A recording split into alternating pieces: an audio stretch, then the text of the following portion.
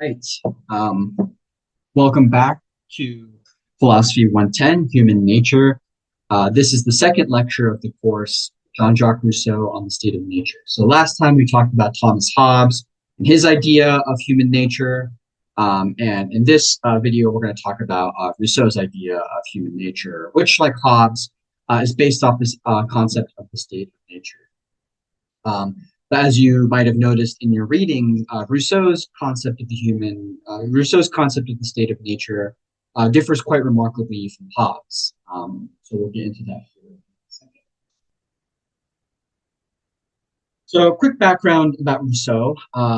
Rousseau was born in the Republic of Geneva, which is no longer an existing country, and is currently a part of modern day Switzerland, and I believe parts of northern Italy as well.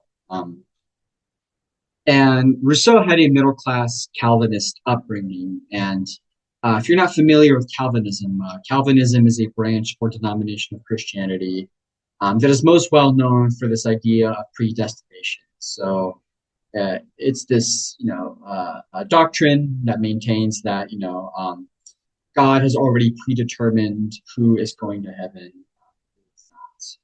Um, but as far as where Rousseau, at least in his adult life, was not too religious, he did have an interesting philosophy of religion, which is outside the scope of this lecture. But if you're interested, you should check that out.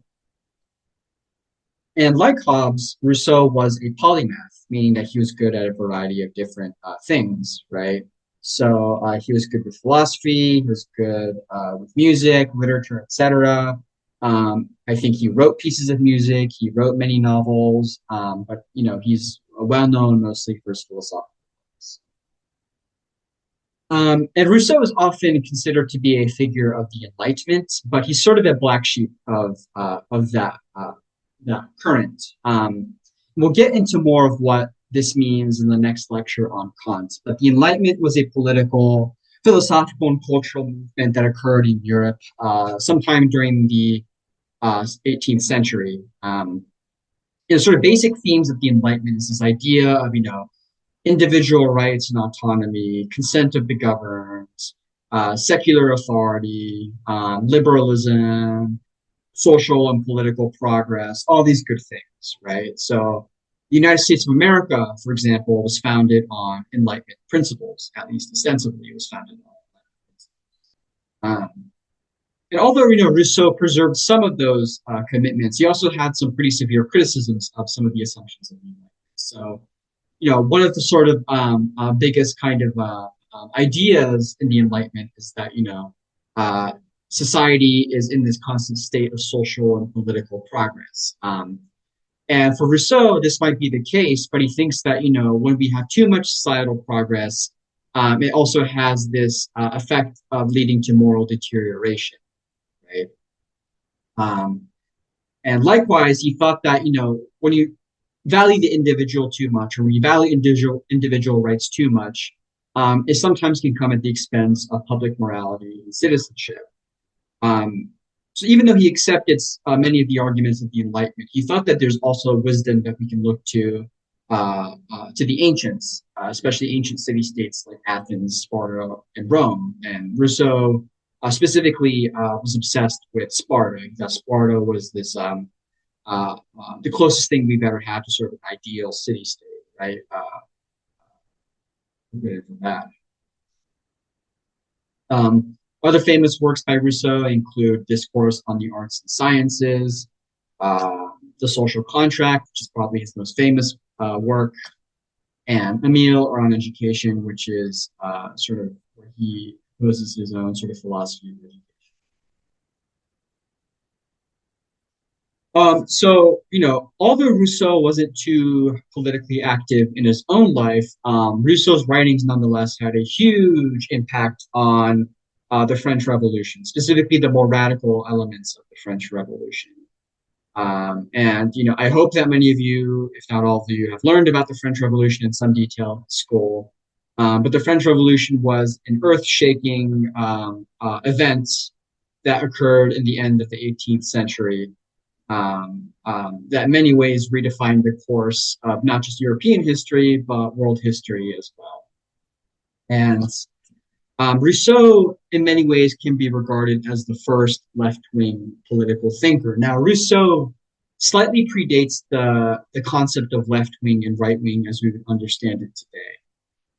But actually, the concept of left-wing and right-wing actually comes from the French Revolution itself. So here I have a picture that depicts the French National Assembly, which is the sort of legislative body that helped to govern France during the very, very early days of the revolution, when the king was still in power. Um, and those who sat on the right wing of the assembly were people who were more conservative, people who were more pro-monarchy, who thought that the king should have as much power as possible. They, represented the interests of the nobility. They really, emphasized the need for hierarchy and privilege and power and all these things, right? So they really tried to resist as much change as possible. Um, those who sat on the sort of the center area were, people who thought that we needed some change, but they were maybe more gradual. They believed in a constitution. They believed that people should have rights, but they still thought that we can still have a monarchy. That maybe there are some good things about the old order that's worth preserving. And then those who sat on the left wing were the more sort of radical voices in the revolution, right? So these were people who were vehemently anti-monarchy. They felt that we should do away with the king. They wanted to establish a republic based off universal rights and universal male enfranchisement. And in many ways, Rousseau's philosophy sort of inspired this left wing of the French Revolution. Um, so, to be left wing at the time, and to some extent even today, means that you care about things like social equality, universal rights, popular sovereignty, republicanism, and constitutional governance. And specifically, Rousseau influenced the Jacobins. And the Jacobins were a faction within the left wing of the French Revolution. Now, the Jacobins were most well known for the Reign of Terror, which was a 2-year period where, after the beheading of King Louis XVI, the Jacobins took power in the country and they enacted this large campaign of terror against the old aristocracy, against the old regime, but also against their own political opponents and various areas of France that resisted the revolution. It was a very bloody, violent affair. The Reign of Terror itself ended in a sort of coup d'etat because people just got so fed up with it.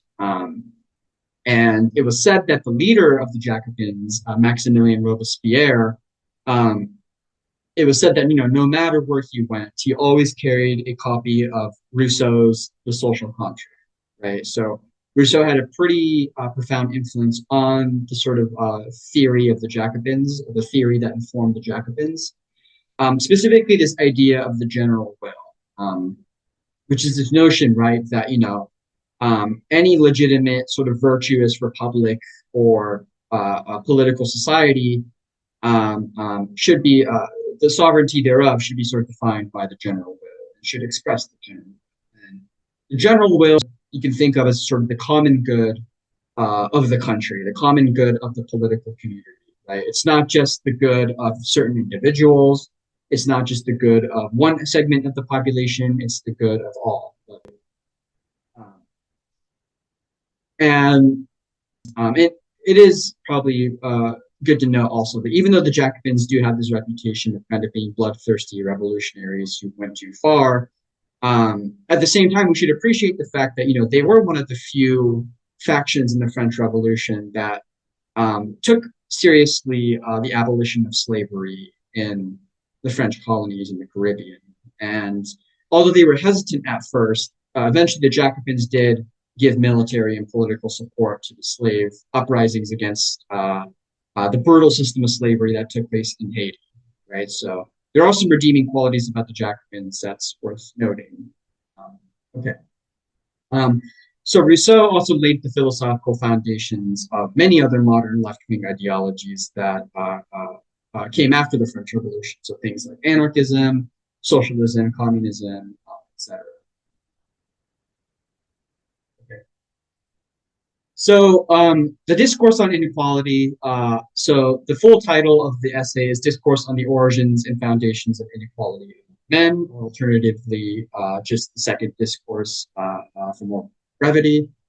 Um, it was written as a submission for an essay competition that was sponsored by the Academy of Dijon, and the prompt for the essay was the following question: what is the origin of inequality among men, and is it authorized by the natural law? So Rousseau had his own take on this question, which led him to write this essay.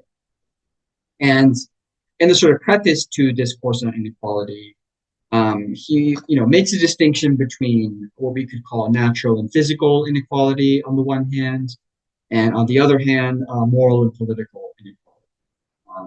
Now, natural and physical inequalities are things are inequalities based on things like the fact that some people are taller than other people, some people are stronger than other people, some people are smarter, quicker, more agile, all these physical traits, right? Um, but like Hobbes, Rousseau thinks that these natural or physical inequalities are negligible. They don't really matter that much at the end of the day. What does matter for Rousseau is moral and political inequalities. So these are inequalities that are based on sort of political differences or moral differences, which in turn are based on things like class, different wealth, different status, different sort of citizenship criteria, et cetera, et cetera. In Discourse of Inequality, Rousseau sets out to refute the idea that moral or political inequality is natural, or that it's a naturally recurring thing, right? He wants to argue that political inequality is produced by people who are in power, by people who have privilege. And historically, he thinks inequalities are the result of private property and the division of labor. But as you have also read, Discourse on Inequality is also partly a response to Hobbes's theory of nature from Leviathan. So there's a few points in the text where Rousseau directly references Hobbes and tries to refute sort of various arguments that Hobbes makes in Leviathan. And even though it seems like Rousseau goes after Hobbes pretty hard, Rousseau actually did enjoy Hobbes a lot and thought that Leviathan was a genius work of political philosophy. Although there were many disagreements between the two figures. So like Hobbes, Rousseau wants to consider the question, of what is the natural condition of humankind in the absence of social or political order. So what are humans like when we don't have a social order or sort of a government to regulate our behavior? And the human who is in the state of nature, Rousseau refers to him as the savage man. Now, it's good to note here that in the contemporary terms, especially, when you use the word savage, it has these racist connotations, referring to people who are allegedly less developed than a civilized person, for example. For Rousseau, he preserves some of that meaning, although when he uses the term savage, he means it in a more straightforward sense of referring to someone who lives outside of society, right? Who lives kind of by their own accord, by their own abilities. So although Rousseau does say some racist or racy remarks in Discourse on Inequality, but the state of nature for Rousseau is also a methodological device.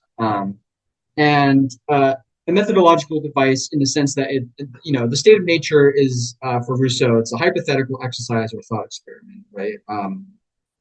He is insistent that he's not offering, an empirical work of evolutionary history. He's not saying, based off my examination of the evidence, this is what I believe is the history of humankind in terms of the development of inequality. He states in the beginning of Discourse on Inequality, quote, "Let us therefore begin by putting aside all the facts, for they have no bearing on the question. The investigations that may be undertaken concerning the subject should not be taken for historical truths, but only for hypothetical and conditional reasonings, better suited to shedding light on the nature of things than on pointing out their true origin. like those which our physicists make every day with regard to the formation of the world, unquote. So again, he's not claiming to offer, the empirical truth of sort of human nature. He's saying, like, let's do this thought experiment. Let's consider what humans might be like when you take away all these things that we're used to today. Um, so the discourse on inequality is split into two different sections. And in part one, he sets out to sort of describe human nature in the state of nature. Um, and he starts off with the physical view of man. So, what is the human like physically in the state of nature? Um, so, Rousseau rejects Hobbes's description of the state of nature as a state of war of all against all. So, again, Hobbes thinks that in the state of nature, everyone is in a state of constant fear, everyone's insecure, everyone is kind of out to get each other, right? And if you don't have a strong government to regulate human behavior, then it's all going to end up in disaster. Rousseau doesn't think that. Rousseau thinks that nature, the state of nature, in its purest, unmolested form, is actually characterized by abundance. When you don't have mass cutting down of forests, when you don't have mass pollution, when you don't have things like private property, nature has a lot of things, and there's plenty to go around, so to speak. Right?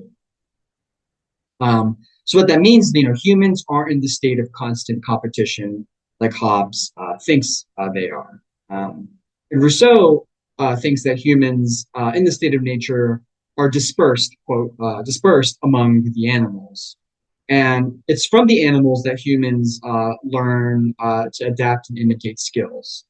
Um, so, when I used to go hunting as an early teenager, a very common thing that hunters do when they're hunting for their sport or their game is that they'll sort of make the calls, or they'll make the mating calls of the animals to attract them. Right? So if you're a duck hunter, you make duck calls. If you're a deer hunter, you make doe calls, and you do that because you're trying to sort of get the animal to come. Um, that's an example of how humans can sort of imitate and adapt skills that we learn from animals, right? Um, but even so, Rousseau still thinks that humans were endowed with animal instincts. So what that means is that we're primarily driven by self-preservation. But unlike Hobbes, Rousseau doesn't think that self-preservation leads to the state of war of all against all. He thinks that in the state of nature, the savage man is largely self-sufficient, and that he doesn't live in a state of fear of other humans and especially of other animals. Um, so for Rousseau, he says, because the savage man is always every day in nature, he kind of gets used to encountering animals. And when you encounter animals on a daily basis, you realize that they're not as big and scary as your imagination dictates. Um, and interestingly, unlike the civilized man, quote again, quote, the civilized man, um, Rousseau writes that the savage man is not dependent on so many amenities that the civilized man is accustomed to, meaning that the savage man is in some senses freer, right? So if you actually think about it, this is pretty intuitive. So, today, the average American, can't really live that effectively without access to things like a vehicle, without access to internet, without access to grocery stores, without access to bank accounts, right? All these things that we take for granted, in many ways kind of dictate our day-to-day lives, right? Um, um, and if you go back even further to the state of nature for Rousseau, the savage man is not dependent on really anything except for himself. Um, so in many ways, because the savage man doesn't rely on these other amenities to do the work for him, it means that the savage man kind of has to be more resourceful and more clever in some respects. So Rousseau likens the civilized man to a domesticated animal, um, and that he's weak, fearful, and servile, right? So for Rousseau, when you domesticate an animal, that animal becomes inferior to what their ancestors were, right? Again, according to Rousseau. So you think civilized man is like that. Civilized man is sort of domesticated and is sort of an inferior version of what the savage man was in the state of nature. So now that we have the physical view of man sorted out, Rousseau moves on to talk about the moral view of man. And even though humans are more or less the same as any other animal, in that they're all driven by considerations of self-preservation, Rousseau also thinks that humans are unique in terms of our free will and in terms of our perfectibility. And what that means is that, unlike other animals, we humans have the freedom to sort of change aspects of our habits in order to adapt to new situations. So he used the example of, a cat would, starve even if there's a bowl of fruit sitting right next to him or her, or a horse would starve even if there's a, pile of meat sitting next to him or her. Because, the horse or the cat can't change their nature and eat something that goes contrary to what they're wired to consume, right? But according to Rousseau, humans, we don't have that constraint. We're very adaptive, we're very clever, we're very resourceful. So we can change our habits freely in ways that other animals can't. Nonetheless, Rousseau thinks that savage man is driven by instincts and passions, meaning that for him, he thinks that the use of reason in the state of nature is basically useless. You don't really need abstract, complex, idealized reasoning when you're living in a situation where you're just kind of living day to day, where you're just sort of procuring your provisions for the day, and that you live in relative abundance, that you live in relative harmony. You don't need things like deductive logic. You don't need things like arithmetic. You don't need things like geometry. You can get along fine without these sort of products of reason. And by that same token, the savage man doesn't really have a comprehensive moral system. So there really isn't a developed idea of good and evil because, again, the savage man doesn't need that. There really isn't a situation where a situation that the savage man would encounter that would be called good or that would be called evil, right? Because in some senses, morality is a social product. So you can really think of Rousseau's kind of description of the savage man in terms of this sort of dictum of ignorance is bliss, right? So the savage man might not be as sort of psychologically or intellectually sophisticated as we modern civilized humans are, but in many ways, the savage man is more freer. The savage man is superior. And even though the savage man is more ignorant, again, according to Rousseau, the savage man, the state of the savage man is much more preferable to what the civilized man has. So here's a quote from Rousseau. Quote, "We seek to know only because we desire to find the joy. And it is impossible to conceive why someone who had neither desires nor fears would go to the bother of reasoning. The savage man's desire do not go beyond his physical needs. The only good he knows in the universe are nourishment, a woman, and rest. The only evils he fears are pain and hunger."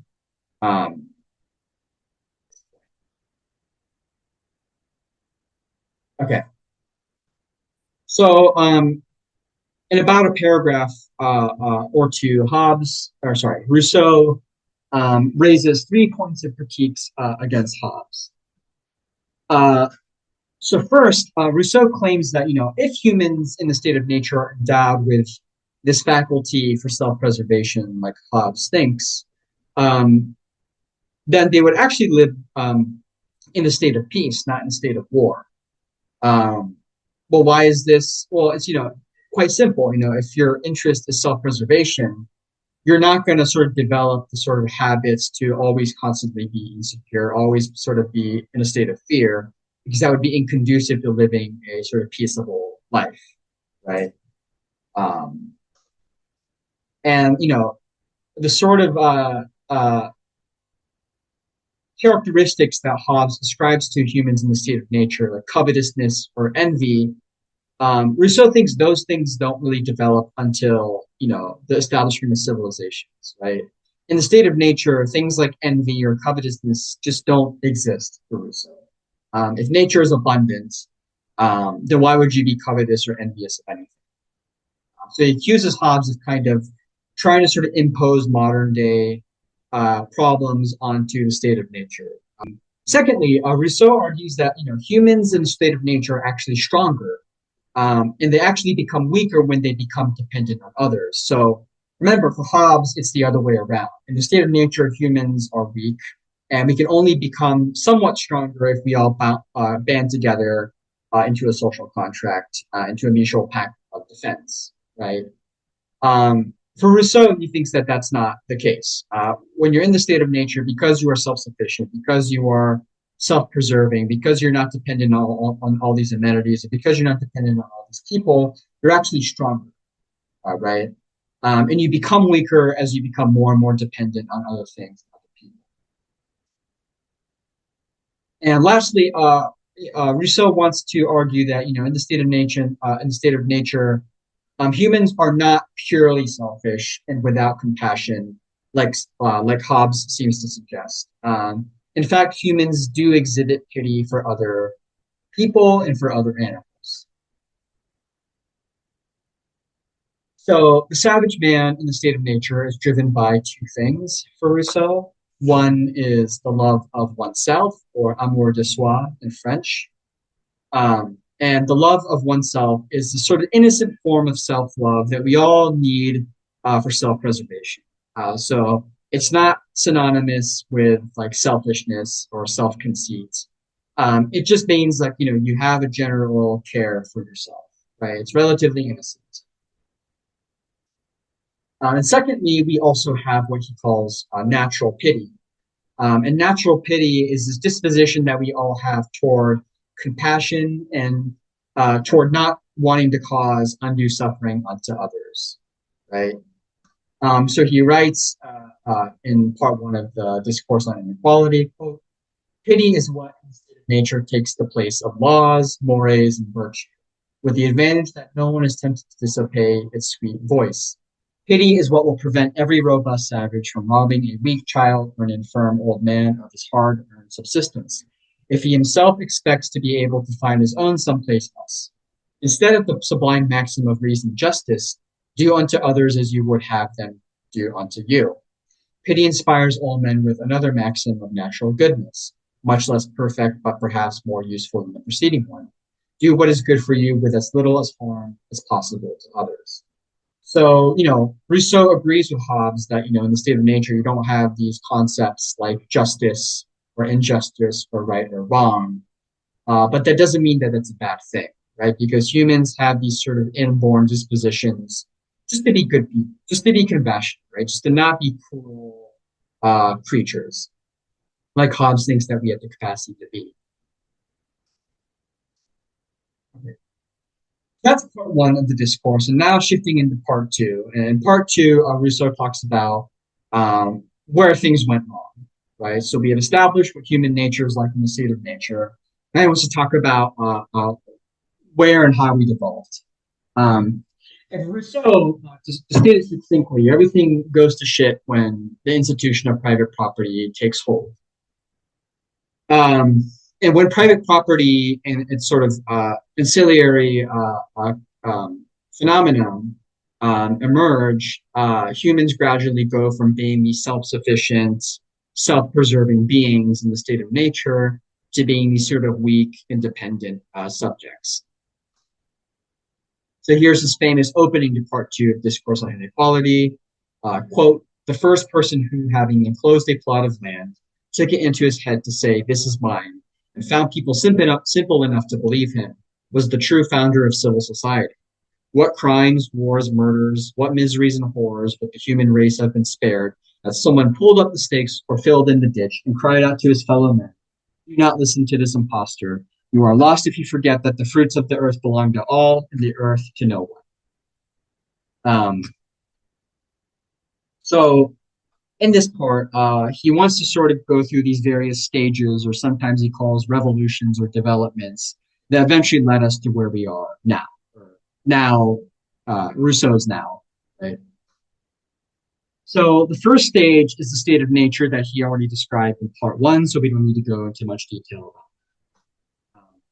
But at some point, humans, so in the state of nature, he thinks that, people don't really form long-lasting sort of relationships based on love, right? So the way that humans in the state of nature reproduce is that a man and a woman will just encounter each other, they'll have sex, and the woman will then conceive, and then they'll conceive a child, then they both go on their separate ways. And many animals do this, right? And he thought that humans would also do this in the state of nature. But at a certain point, the husband and the wife start to kind of stick around with each other. They start to sort of create long-lasting bonds of love. And this, for Rousseau, is the sort of creation of the family. And the family, as a social structure, is based on conjugal love, so it's love between a husband and a wife, and paternal love, or the love between a father and his children. Notice that this is a very patriarchal, sort of nuclear conception of the family, but nonetheless, this is Rousseau's theory, right?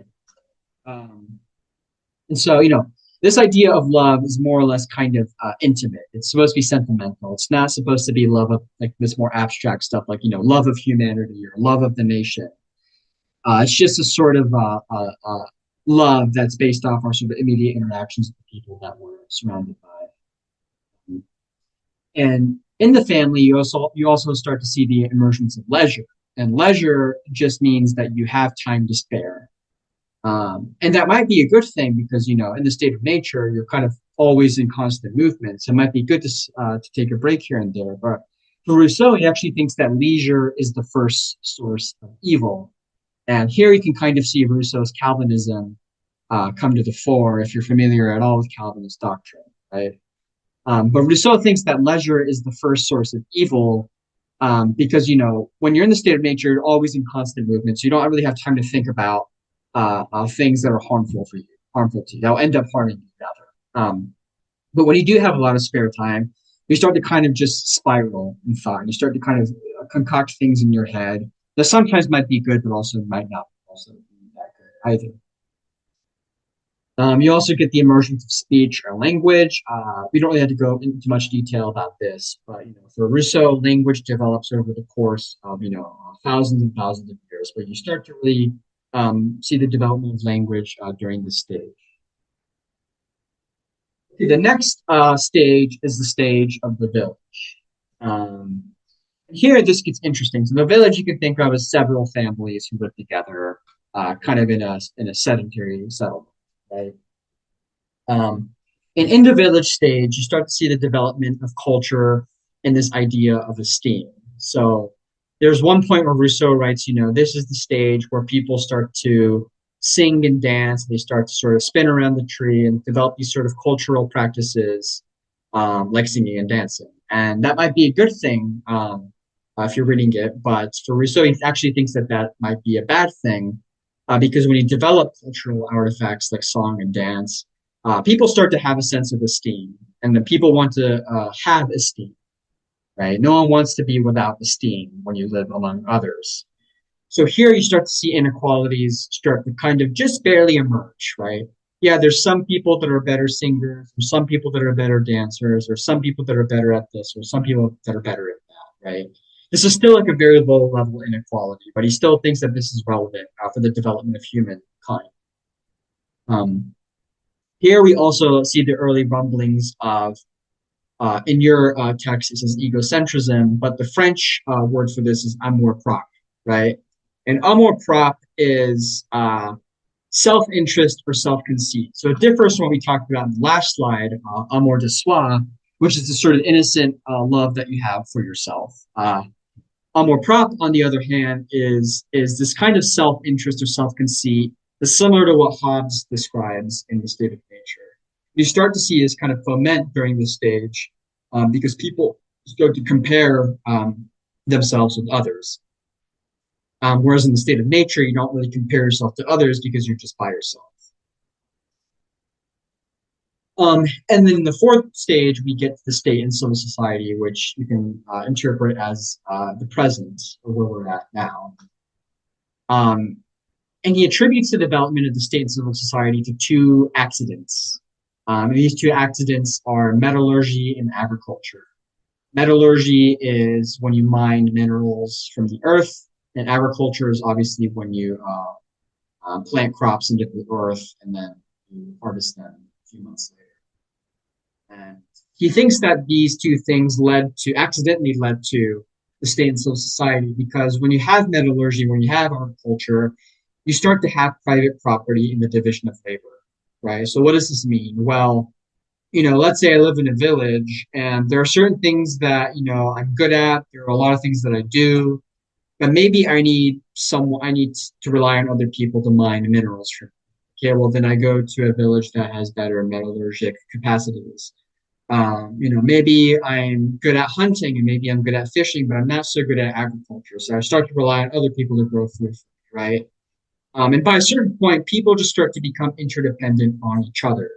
Um, so whereas the savage man in the state of nature is sort of self-reliant, self-preserving, can do sort of various things at once, doesn't really have a specialized labor. Um, when you see the rise of modern society, or rather, quote, modern society, people start to sort of occupy positions that are more or less defined. Um, and then this also leads to private property, right? Because then we start to sort of cordon off pieces of the earth and we call it mine or we call it ours. And that other piece of land over there, that's yours. And, as the opening quote of this part indicates, private property was in many ways sort of what he would call like a trick of the wealthy or a trick of the rich, right? Is that, when you see all these sort of divisions of labor, when you see that people are interdependent on other people, you want to kind of get in on that if you're clever and you want to sort of exploit that by cordoning off land or cordoning off resources and saying that it's yours. And that people have to sort of owe you some sort of tribute if you want access to those resources that you allegedly own. So, Hobbes goes into pretty good detail about, the implications of the state and civil society, which we won't go into here. If you're interested, just read the text. Um, but here, is where you really get the state of war that Hobbes talks about in Leviathan. But whereas Hobbes thinks that the state of war is in the state of nature, Rousseau thinks that the state of war emerges in the state of civil society, rather the state of the state in civil society.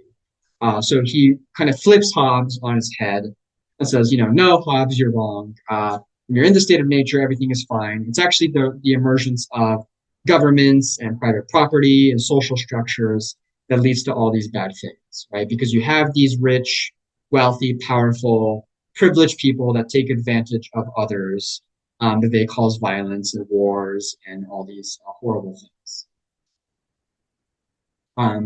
So here he sort of summarizes this idea, quote, as long as men were content with the rustic huts, as long as they were limited to making their clothing out of skins sewn together with thorns or fish bones, they lived as free, healthy, good, and happy as they could in accordance with their nature. And they continued to enjoy among themselves the sweet rewards of independent intercourse.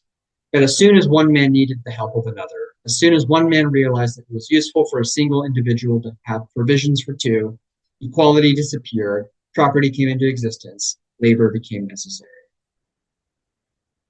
Um, so for Hobbes, it's the development of private property and the division of labor and all the sort of political differentiations you make from that that create inequalities, or more specifically, moral and political inequalities in society. So the implications of this text is that, the kind of inequalities that the powerful and the privileged like to pretend are natural are actually things that have to be actively created and reinforced, right? Um, so today, think about people like your Elon Musks or your Jeff Bezos or your Bill Gates or all these sort of very rich and powerful people. If you're in their position, it's very convenient to say that the inequalities that exist in society are just as a result of nature. They're natural. There's not much that we can do about it, right? Um, but what that ignores is that the reason why their wealth and the reason why their power is possible in the first place is because they set up a society that benefits them, right? So in this sense, you can kind of see how Rousseau's philosophical ideas and writings in many ways defined left-wing political thought, or set the stage for left-wing political thought for the next centuries to come.